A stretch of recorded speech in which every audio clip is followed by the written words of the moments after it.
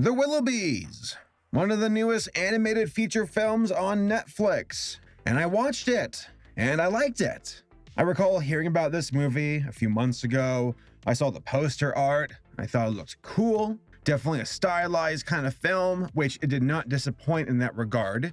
You've got these oddly shaped characters embracing the cartooniness of its universe with the movement and how the designs are with the home and the backgrounds. And of course, as I said, the characters. This character here, Tim, he looks like Mandark. I'm getting mad Mandark vibes. So yeah, this is a story that is based on a kid's book written by Lois Lowry.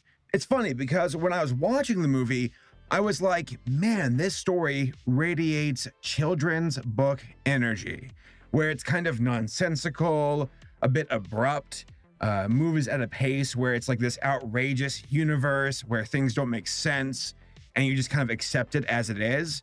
I got that vibe from the movie, which again makes sense because it's based on a kid's book. Now, I wanted to see who was behind the film. You got, of course, Netflix, who are the distributors. You got the animation studio called Braun Studios, which I don't think they do just animation, so, cool.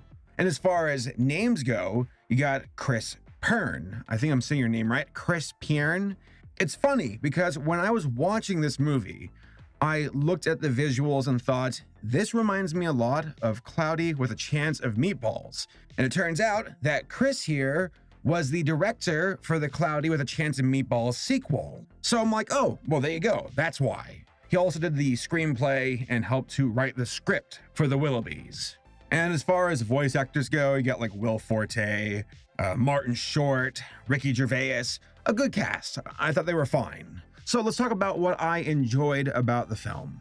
Again, I liked how stylized it was. That's been refreshing as of late. I'm not sure which film launched that. It's cool to see animation studios thinking outside the box, trying different things with their character designs, with the way they present their visuals, their backgrounds, the textures, the particle effects, it's everything.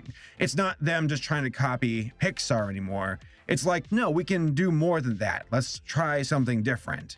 To which this movie succeeded on that front. I, again, appreciate the visuals. It's the best part of the film. So much fun energy. It really does feel like I'm opening up a kid's book and it just kind of pops up into my face with the energy and the dynamics of these characters and their visuals and their movement.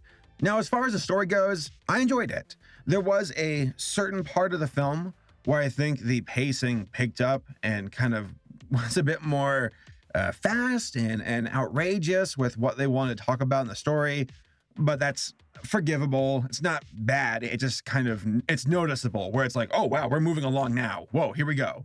And I'm not sure if that's just too vague for folks to know what I'm talking about. It's the climax of the film. There's a certain point in the film where something big happens, and it happened at the house right before characters kind of went their separate ways. Whatever. That's what I'm getting at. The characters themselves, I liked Tim.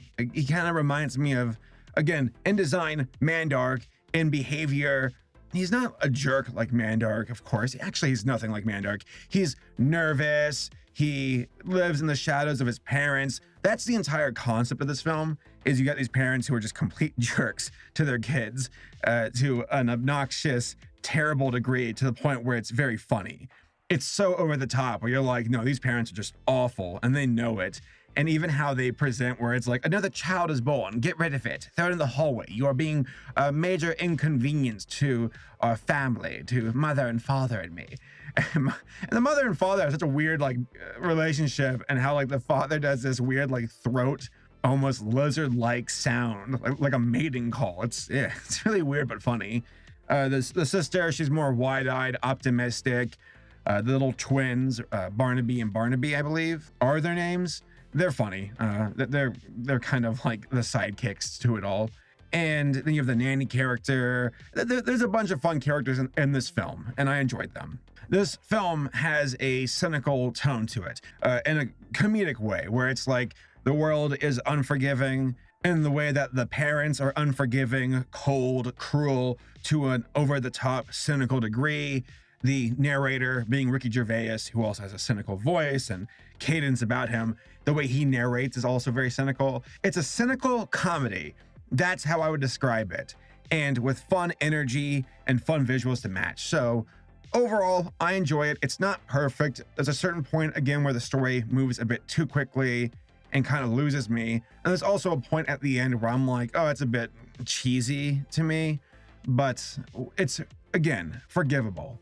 It won't knock your socks off. You're not gonna cry from this film, most likely. It's not gonna win an Oscar for anything. It's just a solid, good animated film, and I enjoy seeing this type of content on Netflix. So I recommend it. Check it out. See you all next time.